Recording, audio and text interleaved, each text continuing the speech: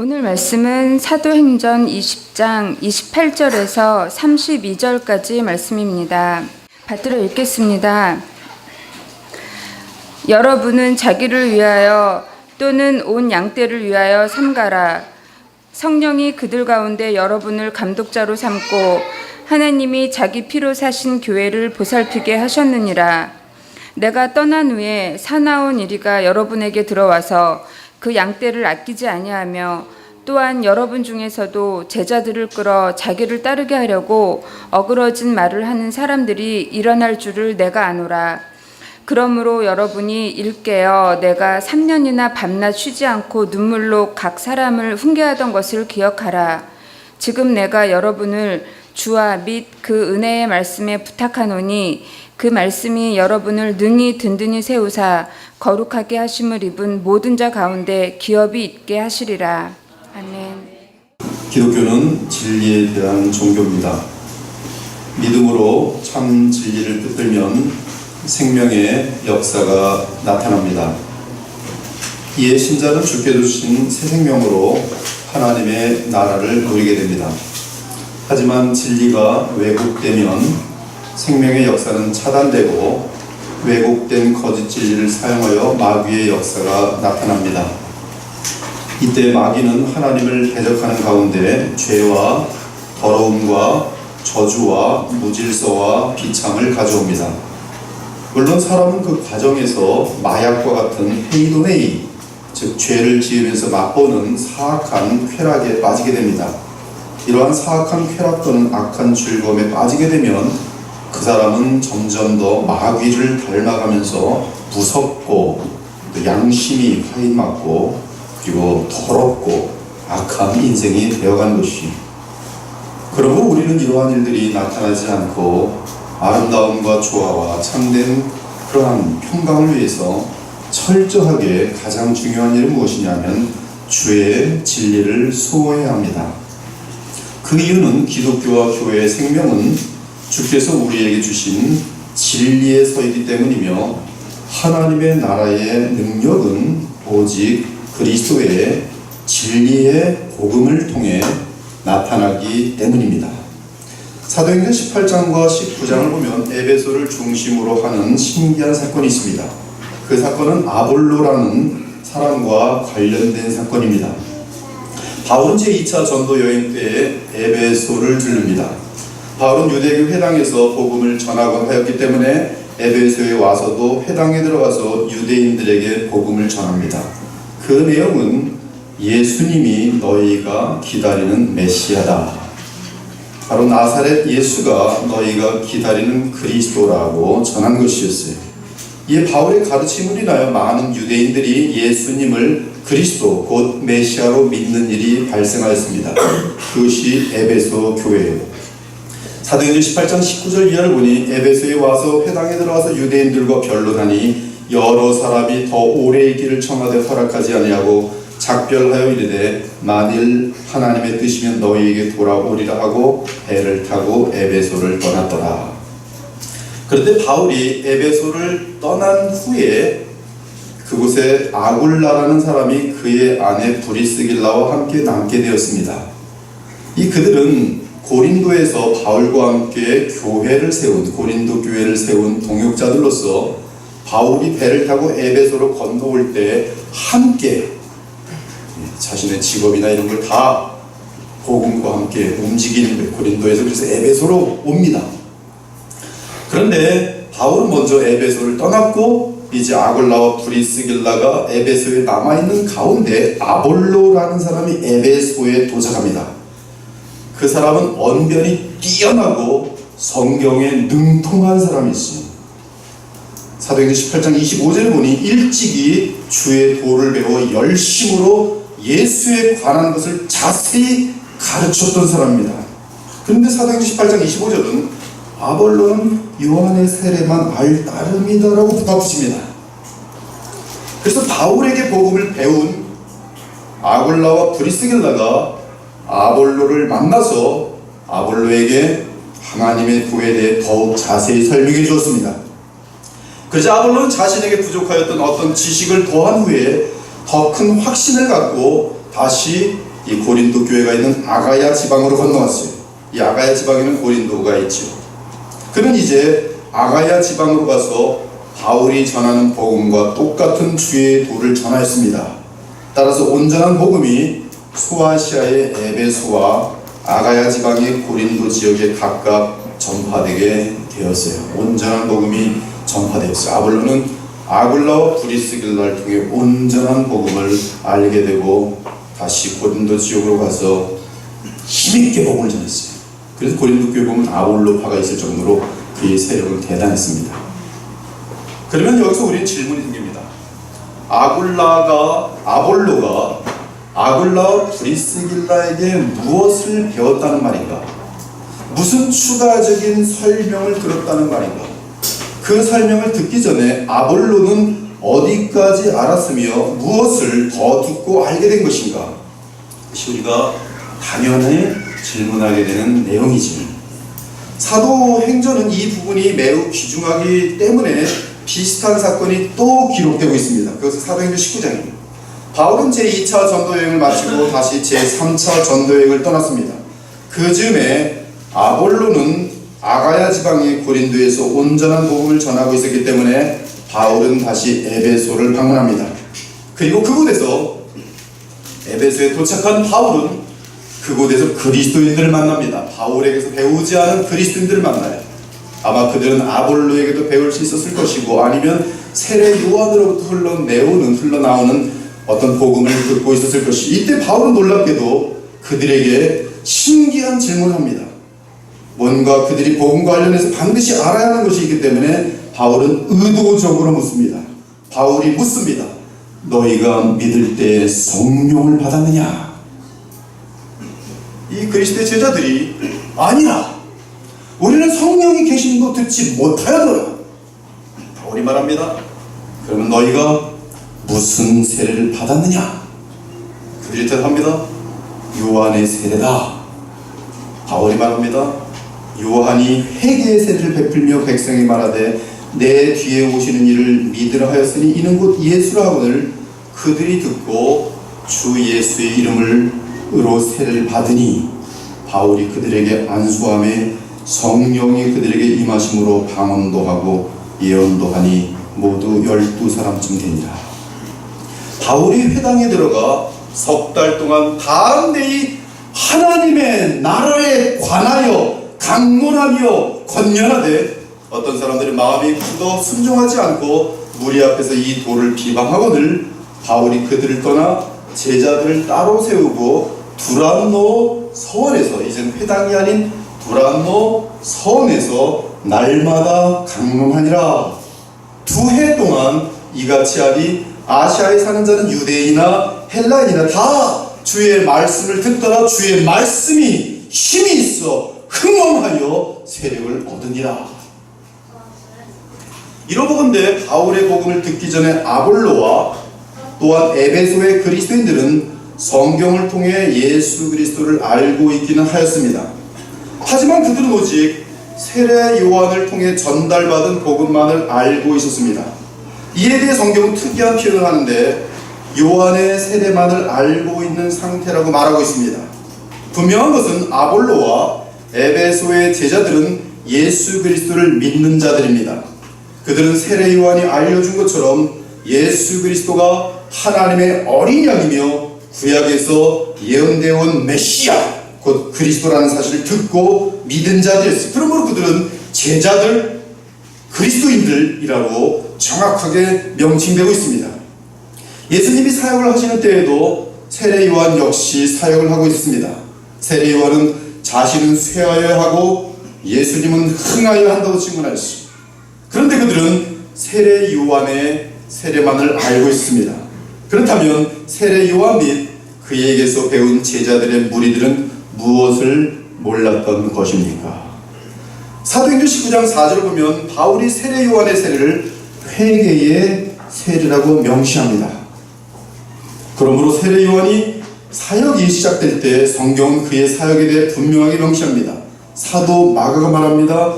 광야에 외치는 자의 소리가 있어이르되 너희는 주의 길을 준비하라. 그의 오실 길을 곧게 하라. 기록된 것 같이 세례 요한이 광야에 이르러 죄사함을 받게 하는 회개의 세례를 전파하니.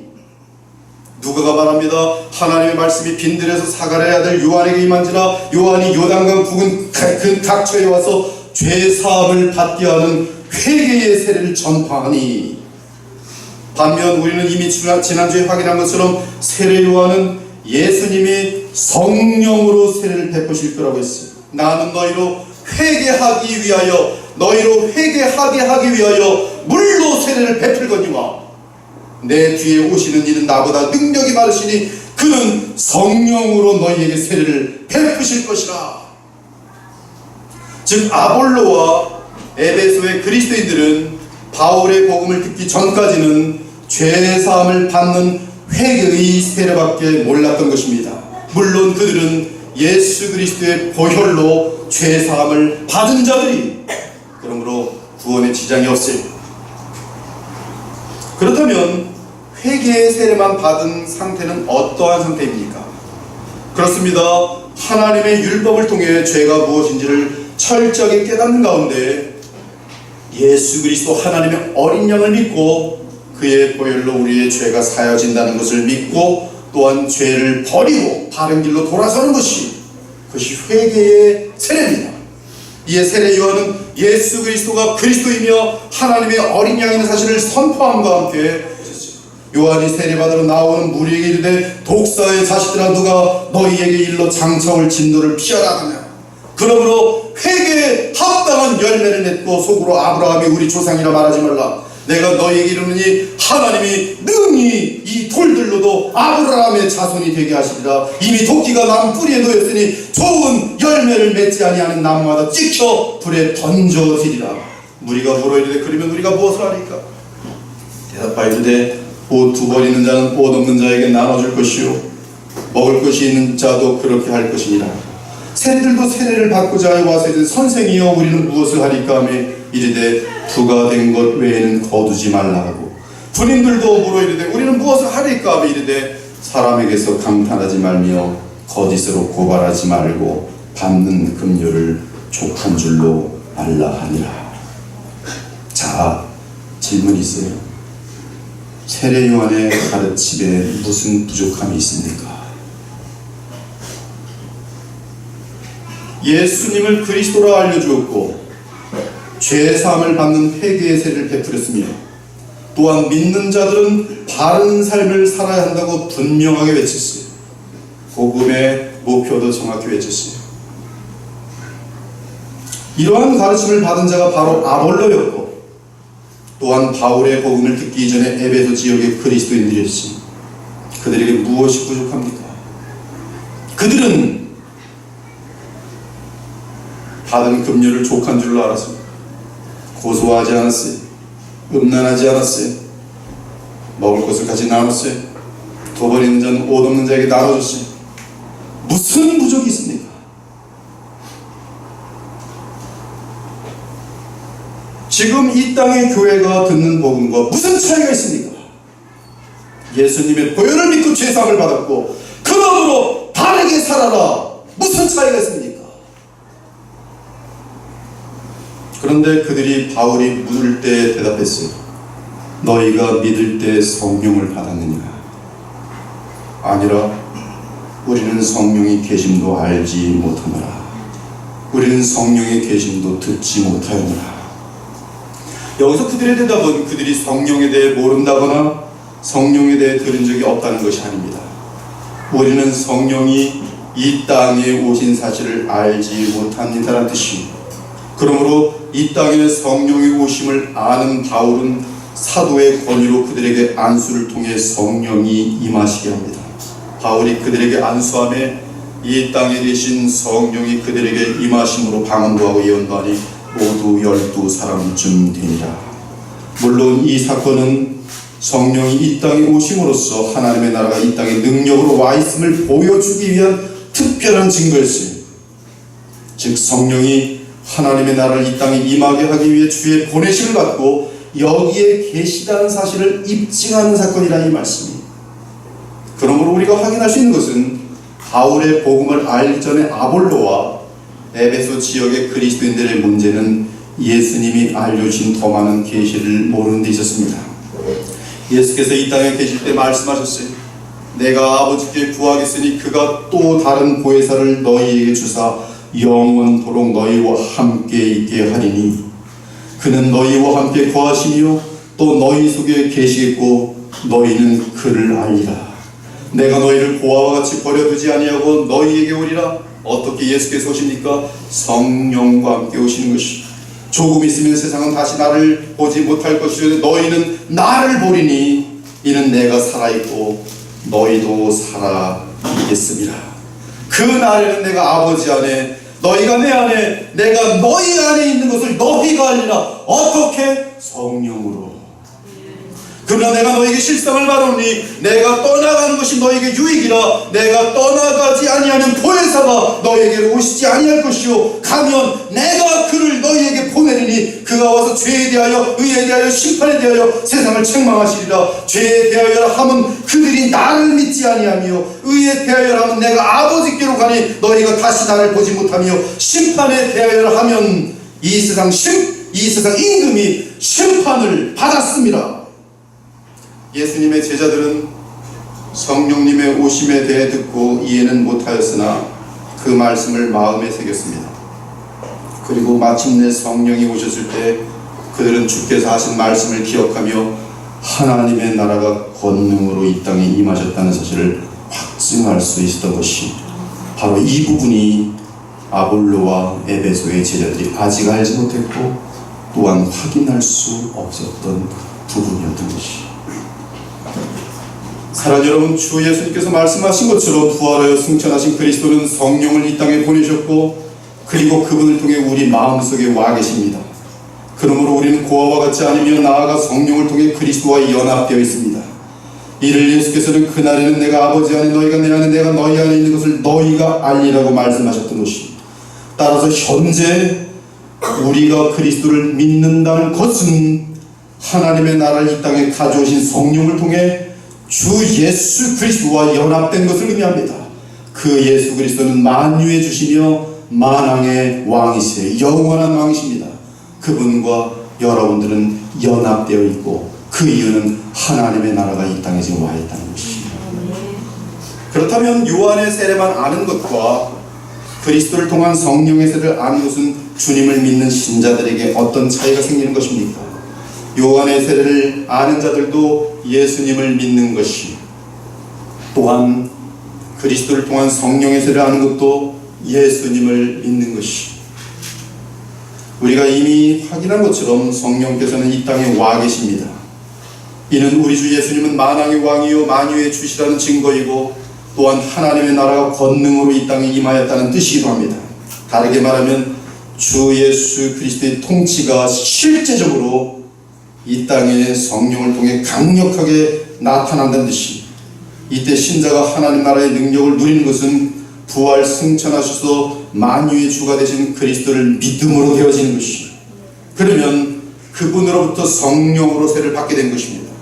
그 이후 성령으로 세례를 받은 자는 성령께서는 다시는 그 사람에게서 떠나지 않기 때문에 그리스도를 믿고 바라보며 연합하는 한 성령으로 충만하게 된 것이, 즉 만유의 주이신 그리스도는 끊임없이 성령을 보내시며 지금도 보내십니다. 성경은 그 상태를 생수의 강이 흘러 넘친다고 표현하고 있어요. 명절 큰날, 곧 큰날에 예수께서 서서 외쳐 이르시되 누구든지 목마르거든 내게로 와서 마시라. 나를 믿는 자는 나 예수를 믿는 자는 성경의 이름같이 그 배에서 생수의 강이 흘러나오리라 하시니, 이는 그를 예수님을 믿는 자들이 받을 성령을 가르쳐 말씀하신 것이라. 예수께서 아직 영광을 받지 아니하셨으므로 성령이 아직 그들에게 계시지 아니하시더라. 그러므로 세례 요한이 말한 회개의 세례는 그리스도의 영광과 지위가 어떤 상태인지 아직 모르는 복음이며, 반면 그리스도께서 하나님 보좌 우편에 앉으시면서 보내신 성령 세례는 이 땅의 성령의 오심과 함께 하나님의 나라가 이미 전능하신 부활의 권능으로 임하였다는 사실을 포함한 복음입니다. 이러한 내용으로 십자가의 예수 그리스도를 믿을 때 우리에 대해서 생수의 강, 곧 성령의 역사들이 흘러 넘치게 된 것입니다. 이 사실을 아는 것과 모르는 것은 하나님 나라의 능력을 성도의 삶 가운데 누리느냐 그렇지 못하느냐의 차이를 만듭니다. 요한의 세례만 아는 자들은 구약의 참 백성의 연장선상에 있었습니다. 비록 그들은 오실 메시아를 기다리던 구약 백성과는 달리 그 메시아가 이 땅에 왔다는 사실을 알고 보고 믿었지만 여전히 하나님 나라의 권능을 누리지는 못하였던 것입니다. 만일 하나님의 권능을 누리지 못한다면 이는 인간의 힘으로만 주님이 기뻐하시는 삶을 사는 상태를 의미합니다. 하지만 거기에는 한계가 있습니다. 따라서 구약은 메시아를 기다릴 수밖에 없었습니다. 구약의 신도들이 진심이 없었던 것이 아니 얼마나 간절하고 뜨거웠는지 모릅니다. 얼마나 열심히 제사를 드렸는지 몰라요. 얼마나 그리스도를 기다렸는지 몰라요. 그러나 그들에게는 한계가 있었어요. 베드로는 3년 동안 예수님과 함께 먹고 마시며 지낸 수제자였습니다. 베드로에게서 쉽게 많은 단점들과 죄악이 보였을 것이라고 봅니까? 3년 동안 흠이 없는 삶을 살아갈 수 있었던 정말 귀한 모습입니다. 물론 그 마음속에 성격이 급한 것들, 또 질투들 일어나고 막 그랬겠죠. 그러나 나눠주기를 않았겠습니까? 세례 요한이 말했던 그러한 회개의 삶의 모습이 없었겠어요? 하지만 그는 시험이 왔을 때 철저하게 패배했어요. 예수님의 수제자입니다. 그가 세례 요한의 회개의 세를 받지 않았습니까? 아닙니다. 받았습니다. 그는 철저하게 회개했습니다. 온 마음을 다해 주 예수님을 따랐습니다. 오죽하면 예수님의 수제자가 되었겠습니까? 예수님이 최고로 인정하는 제자란 말씀이 그의 충성과 섬김과 열심은 위선이 아니었어요. 내가 주를 위하여 죽겠다는 그 발언도 위선이 아니었어요. 저 깊은 마음 속에서 나오는 예수님을 향한 진정한 사랑 속에서 나오는 다짐이었어요. 그러나 순식간에 생각할 겨를도 없이 그는 무너져버립니다. 그는 저주까지 하며 예수님을 부인했어요. 예수님을 저버렸습니다. 베드로가 불쬐고 있는 것을 보고 주목하여 이르되 너도 나사렛 예수와 함께 있어도 하거늘 베드로가 부인하여 이르되 나는 네가 말하는 것이 무엇인지 알지도 못하고 깨닫지도 못하겠노라 하며 앞으로 나갈새 여종이 그를 보고 곁에 서 있는 자들에게 다시 이르되 이 사람은 그 도당이다 하되 또 부인하라.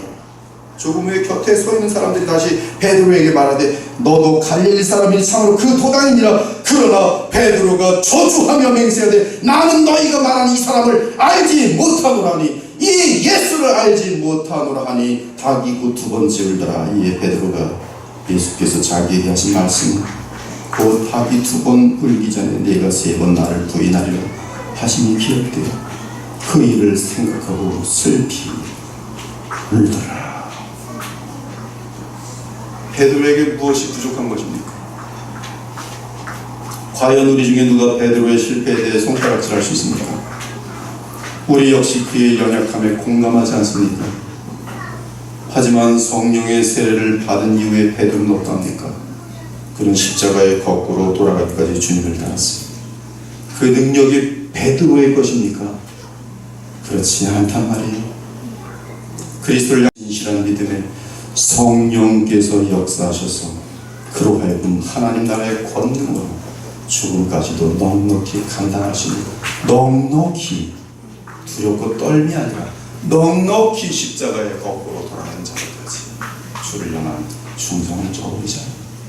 그 능력이 어디서 왔다고요? 베드로의 것이면 베드로가 위대한 것이겠죠. 아니란 말씀입니다. 하나님 나라의 권능이 성령의 도우심이라는 말씀. 온전한 복음을 알기 전에 아볼로를 생각해 봅시다. 성경에 능통하였고 그의 삶은 흠이 없었습니다. 그러나 성령의 역사를 몰랐고 만유의 왕이요 주이신 그리스도와의 연합을 몰랐습니다. 또한 하나님의 나라가 실제로 영적으로 이 땅에 권능으로 와 있다는 사실을 몰랐습니다. 따라서 그의 삶에는 초자연적인 성령의 도우심이 없습니다. 그러므로 인간의 힘으로 거룩을 이루어야 하는 큰 부담이 있었어요. 그것이 가능합니까? 구약은 그것이 불가능하다는 사실을 보여줍니다. 구약 백성은 요한의 세례로 대표되는 그러한 회개를 하며 주께로 돌아왔습니다. 그들이 율법을 통하여 자신들이 얼마나 하나님을 저버리고 악한 죄인지를 회개하며 주님께로 돌아오고 오실 메시아를 바로 서결었습니다. 그것이 구약의 참 성도들, 구원받은 성도들의 모습입니다. 하지만 늘 그 마음은 죄를 이길 수 없었고 마귀의 시험에 승리하는 데 한계가 있습니다. 그러므로 주의 특이한 섭리 가운데 보호함을 받지 않는 한 그 누구도 예외 없이 하나님을 서서히 멀리하게 됐습니다. 이에 대한 답변이 바로 성령입니다. 히브리서 기자는 이 사실을 증거합니다. 구약의 실패는 성령의 없음 때문이라고 증거합니다. 그러나 이제는 성령이 오셨다는 것이에요. 성령이 오심으로 실제로 이제 그리스도를 믿는 자들은 성령을 받아서 내 힘으로 사는 것이 아니라 그리스도께서 보내신 성령을 따라 행함으로 그분의 거룩한 능력으로 죄악을 이기고 또한 마음으로부터 율법을 온전히 성취하게 되었다는 것이 히브리 기자가 증언합니다. 또한 성령이 우리에게 증언하시되 주께서 이르시되 그날 후로는 그들과 맺을 언약이 이것이라 하시고 내 법을 그들의 마음에 두고 그들의 생각에 기록하리라 하신 후에 또 그들의 죄와 그들의 불법을 내가 다시 기억하지 아니하리라 하셨습니다. 또 주께서 이르시기를 이 언약은 내가 그들의 열조와 손을 잡고 애굽 땅에서 인도하여던 내 날에 그들과 맺은 언약과 같지 아니하도다. 그들은 내 언약 안에 머물러 있지 아니하므로 내가 그들을 돌보지 아니하리라. 또 주께서 이르시되 그날 후에 내가 이스라엘 집과 맺을 언약은 이것이니 내 법을 그들의 생각에 두고 그들의 마음에 이것을 기록하리라. 나는 그들에게 하나님이 되고 그들은 내게 백성이 되리라. 세례 요한이 감옥에서 예수께서 참으로 구약에 예언했던 그 메시아인지 확인하고 싶었어요. 즉 일종의 의심이 들었습니다. 요한이 그 제자 중 둘을 불러 주께 보내어 이르되 오실 그이가 당신이오니까 우리가 다른 일을 기다리오리까 하라 하매 그들이 예수께 나아가 이르되 세례 요한이 우리를 보내어 당신께 여쭈어보라고 하기를 오실 그이가 당신이오니까 우리가 다른 일을 기다리오리까 하더이다 하니 이때 예수님께서는 자신이 구약에서 가리키던 그 메시아인 사실을 하나님 나라가 이 땅에 임한 그 사실로 입지니 예수께서 대답하시되 너희가 가서 보고 들은 것을 요한에게 아니되 맹인이 보며 못 걷는 사람이 걸으며 나병 환자가 깨끗함을 받으며 귀먹은 사람이 들으며 죽은 자가 살아나며 가난한 자에게 복음이 전파된다 하라. 하나님의 나라가 임하였다는 것이 마귀의 세력들이 물러오고 죄의 세력들이 물러오고 구약의 표현 그대로 인용하여 말씀하고 있어. 하나님 나라가 이 땅에 임하며 광야의 메마른 땅이 기뻐하며 사막이 백합화같이 피어 즐거워하며 무성하게 피어 기쁜 노래로 즐거워하며 여호와의 영광과 우리 하나님의 아름다움을 보리라. 그때에 맹인의 눈이 밝을 것이며 못 듣는 사람의 귀가 열릴 것이며 그때에 저는 자는 사슴같이 뛸 것이며 말 못하는 자의 혀는 노래하리니 이는 광야에서 물이 솟겠고 사막에서 시내가 흐를 것입니다. 하나님의 나라의 왕이신 예수께서 오실 때 하나님 나라는 이 땅에 왔습니다. 주님께서 공식적으로 하나님 하늘 보좌에서 왕이 되심으로 우주의 왕이 되실 때 하나님의 나라는 성령과 함께 권능으로 역사하기 시작하신 것입니다. 바울은 로마서 7장에서 죄성으로 인한 괴로움을 당합니다. 그러나 8장에서 하나님의 나라가 임한 사실을 선포합니다. 그것이 바로 생명의 성령의 법이 있다는 것입니다. 그것은 이미 하나님의 나라가 이 땅에 임함으로 말미암아 생명의 성령의 법이 역사하게 됩니다. 그러나 생명의 성령의 법이 죄와 사망의 법을 이겼다는 사실을 선포하면서 그런 그 죄의 고통과 신음으로부터 승리의 자리 곧바로 나가요.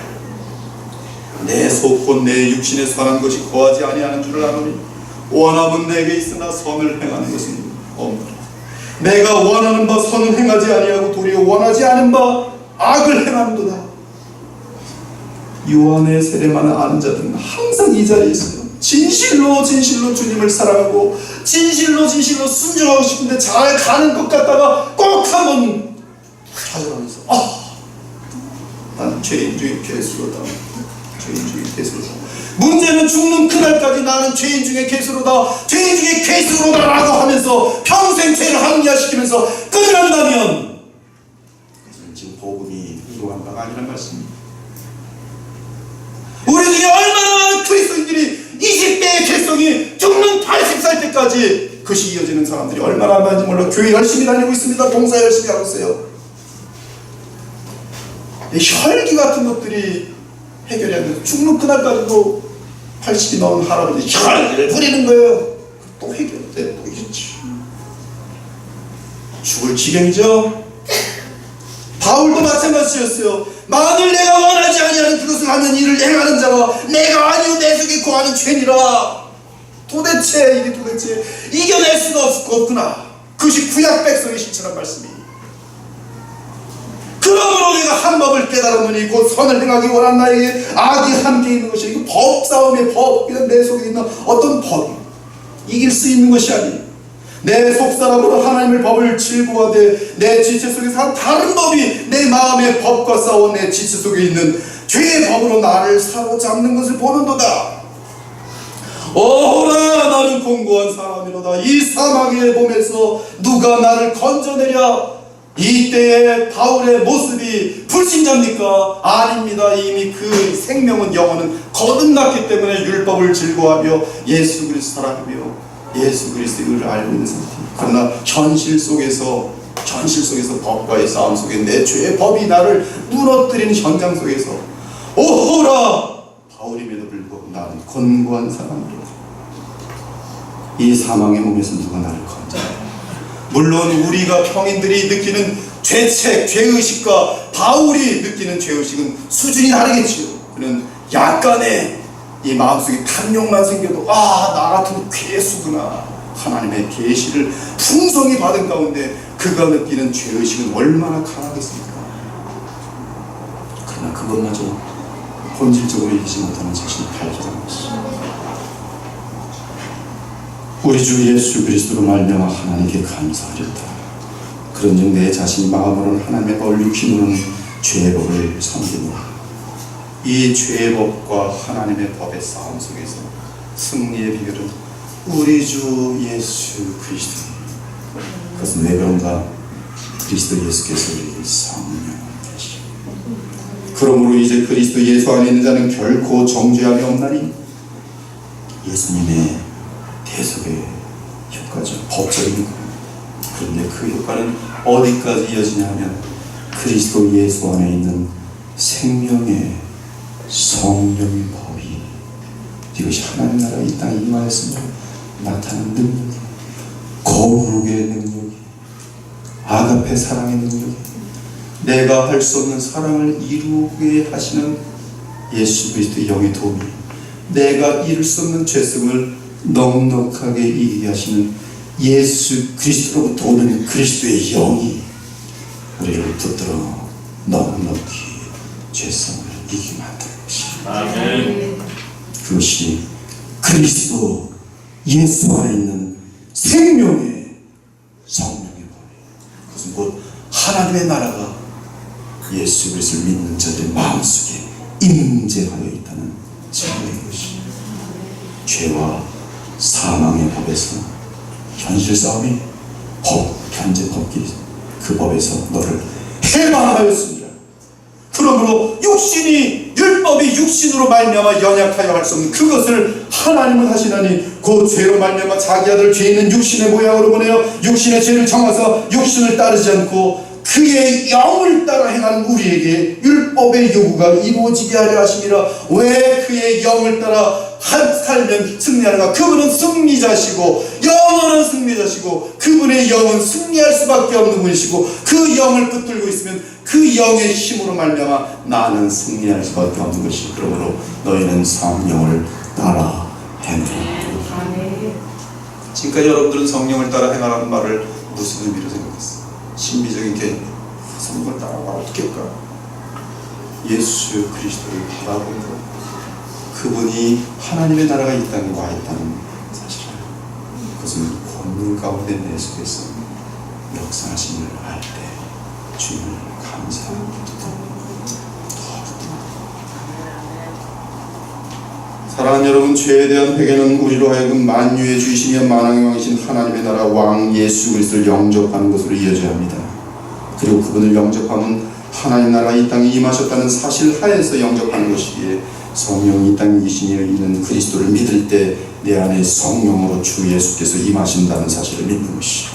따라서 요한의 세례는 성령의 세례로 이어져야만 복음이 온전히 선포된 것이고, 그래야 신자들은 하나님 나라의 능력 곧 성령 안에서 힘차게 살 수 있는 것이죠. 하나님의 나라는 먹는 것과 마시는 것이 아니요 오직 성령 안에서 의와 평강과 희락이라. 그것이 언제? 장래? 지금. 이로써 그리스도를 섬기는 자는 하나님을 기쁘시게 하며 사람에게도 칭찬을 받는다. 그러므로 우리가 화평의 일과 서로 덕을 세우는 게 힘쓰느라. 누가 도와주시니까? 주님이 보내신 성령께서. 이제 자신들에게 묻기 바랍니다. 나는 아볼로와 에베소 제자들처럼 요한의 세례만을 아는 상태는 아니다. 나는 과연 성령의 역사로 인한 거룩함의 능력을 체험하고, 나는 과연 하나님의 나라가 이 땅에 와 있는 그 실체를 나의 삶 가운데서 실제로 누리며 체험하고 있는가? 복음은 현재 우리에게 내 마음 안에서 항상 승리를 줍니다. 비록 내 마음 밖의 세계는 죄악으로 인한 비참과 저주가 흐르고 있더라도 내 마음은 만유의 주이신 예수님으로부터 보내심을 받으신 성령으로 인하여 하나님 나라의 능력을 믿음으로 개성되어 주신 것이, 그것은 다름 아닌 거룩함 곧 그리스도의 성품을 쉬지 않고 닮아가는 가운데 그분의 아름다운 향기의 삶을 살게 되는 것이. 오늘 우리의 본문은 이러한 복음의 승리의 배경 속에서 바울이 교회에 대해 묘사하는 내용입니다. 그 내용을 요약하면 교회는 이러한 승리의 복음을 누리며 실현하기 위해 반드시 말씀 위에 서야 한다는 것이. 에베소에서 3년 동안 머물렀던 바울은 은장색 데메드리오가 아데미 여신을 따르는 군중들을 통해 큰 소요를 일으키자 그곳을 떠나게 됩니다. 그 바울은 마게도냐와 그리스 지역을 들렀다가 다시 오순절 전까지 예루살렘으로 돌아갈 계획 가운데 배를 타고 에베소를 지나게 됩니다. 그러면서 에베소 교회를 염려하여 에베소 근처의 항구인 밀레도에서 에베소의 장로를 그곳으로 오라고 불렀죠. 그리고 에베소 교회 친히 3년 동안 섬겼던 에베소 교회를 그들에게 부탁하면서 당부하는 내용입니다. 이 부탁은 지금 창립 5주년을 맞이하는 그리스도의 보혈교회도 해당하는 바울 사도의 당부입니다. 여러분 모두가 바울 사도의 이 당부를 받들어 그리스도의 보혈교회가 주님이 기뻐하시는 복음의 능력이 나타나는 교회로 세워져 나가는데 함께 힘을 모아야 할 그것이 여러분 각자에게 주시는 교회를 통한 사명입니다. 첫째, 28절을 보니 자기를 위하여 또는 온 양떼를 위하여 삼가라고 합니다. 여기서 삼간다는 뜻은 영적으로 계속 깨어 있어야 한다는 뜻이, 내 자신이 깨어 있어야 다른 지체들에게 영적으로 도움을 줄 수 있습니다. 만일 누군가 깨어 있지 못하고 마귀에게 져서 죄 가운데 있으면 그는 교회를 세우는 자가 아니라 교회를 허무는 자예요. 그러므로 깨어 있어야 돼요. 삼가야 돼요. 심지어 깨어 있지 못하면 교회를 무너뜨리는 사단의 도구가 될 수 있어요. 그러나 모든 지체들이 자신이 깨어 있을 때는 다른 양떼들도 함께 깨우면서 일으킬 수 있어요. 깨어 있을 수 있는 유일한 방법은 쉬지 말고 기도하는 것밖에 없어요. 너희가 나와 함께 한 시간도 이렇게 깨어 있을 수 없더냐? 시험에 들지 않게 깨어 기도하라. 마음에는 원이로되 육신이 약하도다. 기도하지 아니하는 교회는 시험에 들어서 서로 무너지게 돼 있어요. 그러나 기도하는 교회는 깨어있는 각 영혼을 인하여 서로에게 유익이 되면서 세우게 있어요. 반만 기도하고 반은 기도하지 않으면 교회는 계속 긴장 가운데 가게 되겠죠. 그러나 깨어있는 사람들이 많을수록 교회는 교회 내부의 문제가 아닌 외부를 향한 점진적인 전투적인 교회의 입장이 되기 때문에 그때는 사단의 세력과 노골적으로 싸울 수 있는 교회가 되는 것입니다. 그러나 깨어있는 사람들이 많지 않으면 교회는 항상 내부적으로 아직 해결할 문제들이 있기 때문에 교회는 터져나가지 못하는 것이죠. 하나님께서는 이 교회를 사용하셔서 이 시대와 한국교회와 역사 가운데 사용하실 뜻이 분명히 계십니다. 그런데 그 쓰임을 받을 때는 언제쯤 되겠습니까? 여러분들이 거기다 깨어있을 때예요. 그러나 반 정도만 깨어있고 반은 잠들고 있으면 매일 교회 문제 해결해야 돼요.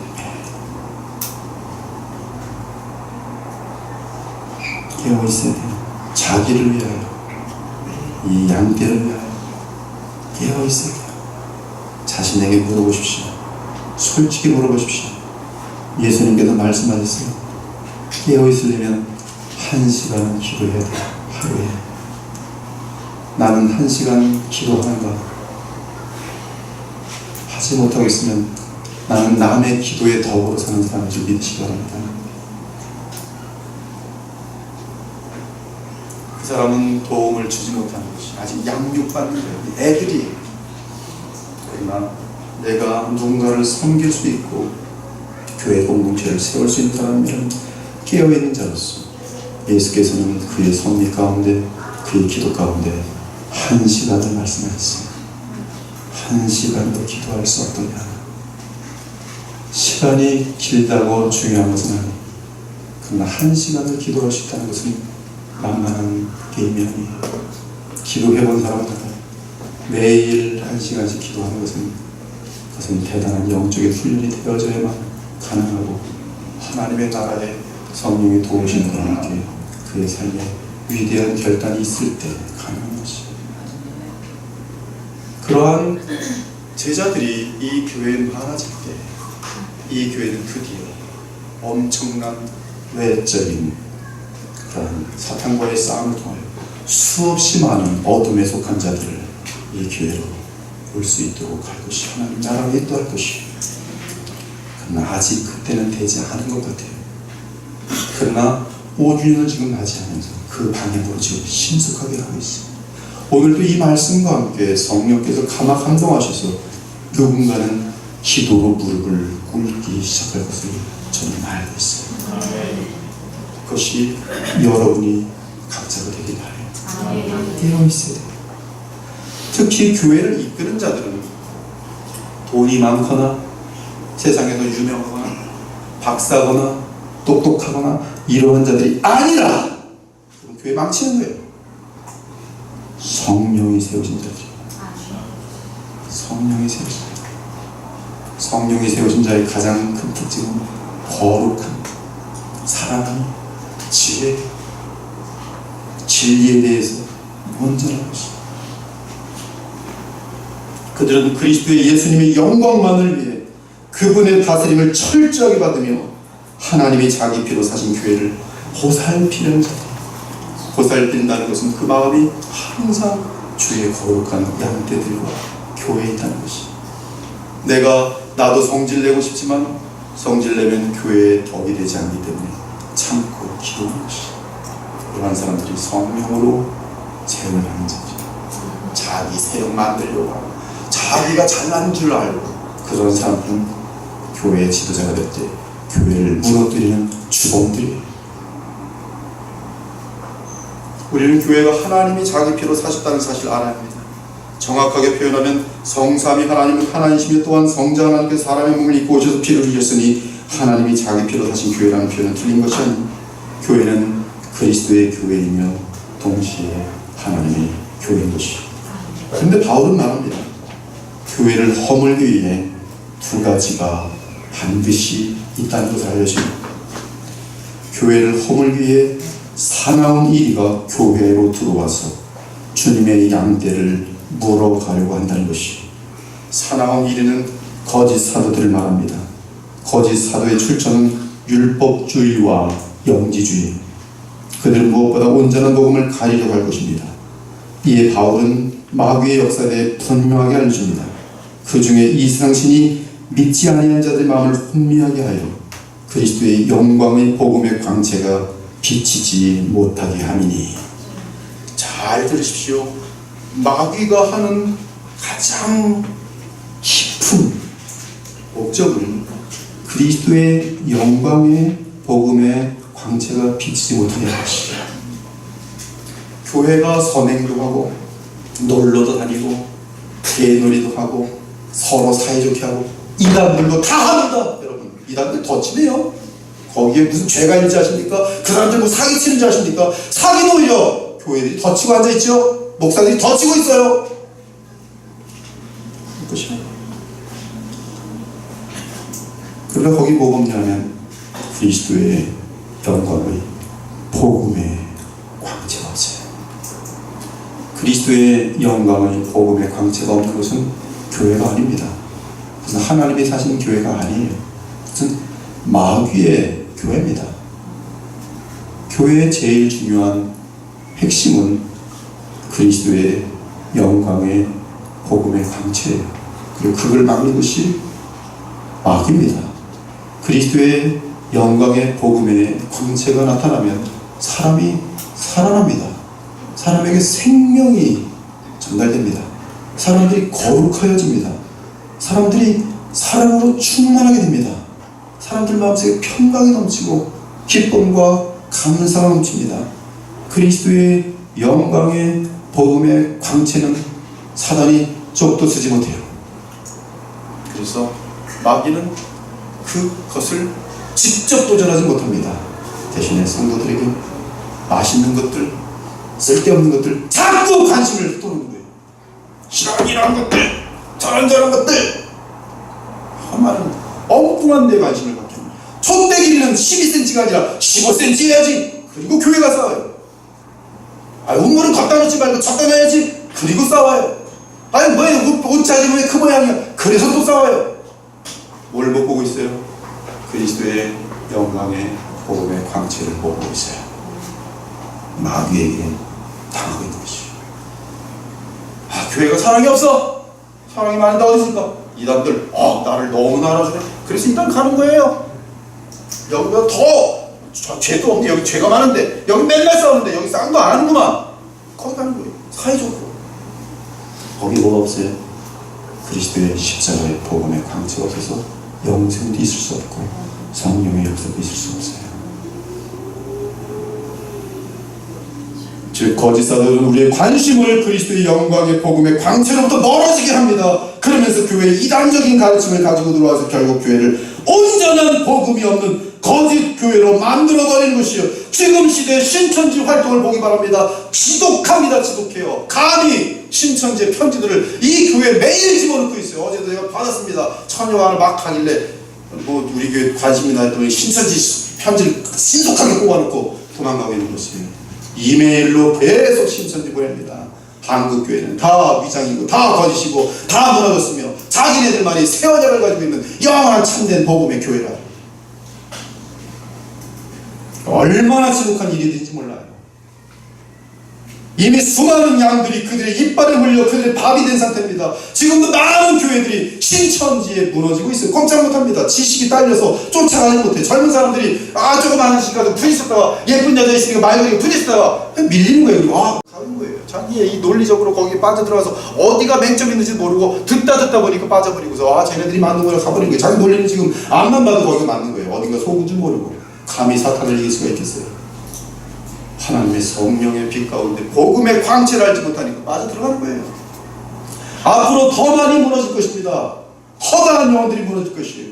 대한교회 많은 신도들이 신천지에 넘어질 것입니다. 왜? 거기는 장관도 있고 변호사도 있고 유명한 교수들도 있고 세상의 석학들도 있고 최고의 부자들도 있고 거기 다 있습니다. 거기 가면 나는 저 구석통이 아무것도 아니구나.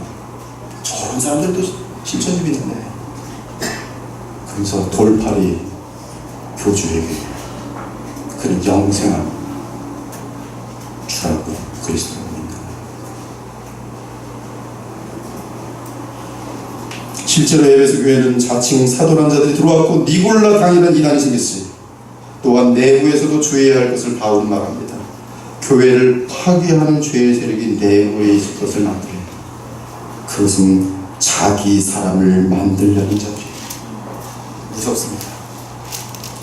자기 사람을 만들려는 정치꾼들이 밥을 얼마나 잘 먹는지 아십니까? 돈을 얼마나 잘 쓰는지 아십니까?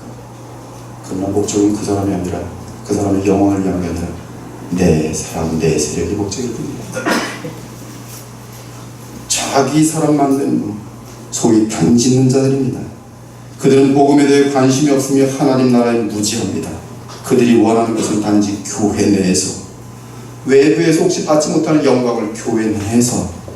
제가 이민 목회를 보니까 이민 밖에 나가면 너무 사회적으로 그냥 치니까 교회 내에서라도 좀 알아주는 그 영광을 받아보려고 교회 오면 그냥 감투 싸움이, 집사를 시켰느니 안 시켰는지 그거 가지고 그냥 1년 내내 삐쳐가지고 나도 이번 집사 자격이 되는데 왜 집사를 안 시킨 거야? 단지 교회 내에서 자기 영광을 추구하고 자기 세력을 쌓는 거예요. 이들은 이단과는 종류가 다르지만 교회를 허무는 가장 무서운 내부 세력입니다. 그들은 복음을 이용하여 자기 세력을 구축하려 하기 때문에 나아가 복음을 자기 중심적으로 해석합니다. 즉 사람들이 자기를 따르게 하려고 복음에 대해 어그러진 해석을 해요. 베드로는 이러한 사람을 거짓 교사라고 불렀어요. 그러면 교회를 허무는 이러한 외부 또는 내부의 세력에 대해 어떻게 대처할 수 있습니까? 이것이 오늘 제5주년 창립일을 맞이하면서 주님이 그리스도의 보여주신 건강한 교회가 되는 바울의 입을 통해 주신 메시지. 다른 것 지금까지 다 못 들으셔도 괜찮아요. 이것부터 드시면 돼. 이 교회를 위해서. 첫째는 바울의 교훈을 기억해야 합니다. 이는 그를 통해 그리스도께 주신 온전한 복음을 철저하게 배우고 철저하게 지켜야 하는 것을 말이에요. 브릿지라는 목사님이 2000명의 기독교 대학생들에게 질문을 갑자기 했어요. 당신은 복음이 무엇이라고 저기하십니까? 2000명이 크리스천들입니다. 그리고 답을 거뒀어요. 집에서 이 브릿지라는 분이 답을 하나 다 받았어요. 단지 2000명 중에 10명에도 조금 넘어가는 숫자마다 복음을 조금 제대로 알고 있고 나머지 1900명 이상이 복음을 몰라요. 정교회, 교회 놀이, 그러므로 변하지 않는 거예요. 안 믿는 자와 다를 것도 없고 이단들과 다를 바가 없어요. 자, 여러분 물어봅시다. 여러분들 이단보다 나은 게 뭡니까? 삶으로, 세상에서.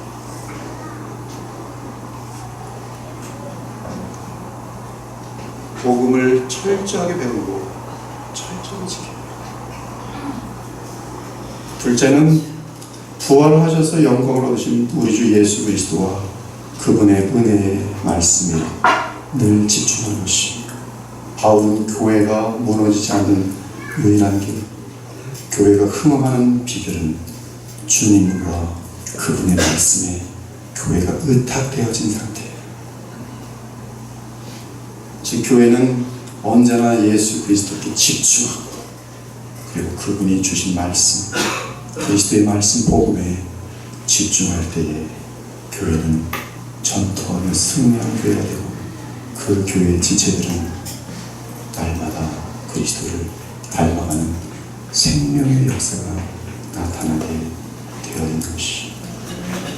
사랑하는 여러분, 교회의 머리는 만유의 주이신 우리 주 예수 그리스도이시기 때문에 그분의 머리됨을 늘 인정하고 의탁하면서 주께서 친히 성령으로 교회를 지켜내시기를 의탁하면 주께서 그 교회의 주가 되셔서 책임지실 것이에요. 그럼 여러분들이 항상 이렇게 기도해 주시기 바라요. 쫓아보죠. 주여, 주여 이 교회의 주인 되소서. 쉬지 말고 그리고 주여 주님이 이 교회의 주인 되심을 잊지 않게 하소서. 그리고 주님이 주신 그 말씀이 이 교회를 다스리게 하소서. 그것이 교회의 토대요 힘이요 목표라는 사실을 결코 잊지 않기 바랍니다. 이것이 바울이 에베소 교회 정든 3년 동안 양육한 교회를 향하여 마지막으로 좀 마지막 유언이 다시는 그들을 보지 못합니다. 그래서 에베소 장로들은 바울을 보내면서 죽는 그날까지 보지 못할 것을 알고 눈물을 흘리며 바울을 보냈다고 되어 있어요.